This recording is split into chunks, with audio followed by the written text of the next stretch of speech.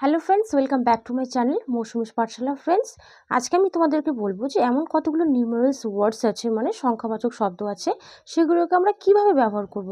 আমাদের অনেক সময় কি কনফিউশন হয়ে যায় যে আমরা কিভাবে ব্যবহার করবো। চলো তোমরা একটু দেখে নাও। দেখো friends, how to use numerals words, কীভাবে আমরা সংখ্যাবাচক শব্দ ব্যবহার করব। দেখো, সংখ্যাবাচক শব্দ কোনগুলো? রুপি, ডজন, মাইল, ইয়ার, ফুট, এইসব শব্দ হচ্ছে সংখ্যাবাচক শব্দ, আমরা সকলেই জানি। দেখো, এদিকে আমি বলেছি ইনকারেক্ট আর এদিকে কারেক্ট। দেখো, number 1, I have a 5 rupees note. আমরা দেখো অনেক সময় বলে থাকি রুপিস। দেখো ফ্রেন্ডস, এটা হচ্ছে ইনকারেক্ট। কারেক্ট কী হবে? I have a 5 rupee note. Okay. Number 2, we bot 2 dozens pencils. দেখো ফ্রেন্ডস, এটা ইনকারেক্ট। কারেক্ট হচ্ছে we bot 2 dozen pencils.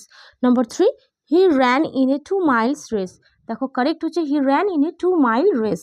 Number 4, Riya is a 10 years old girl। দেখো number 4 correct, Riya is a 10 year old girl.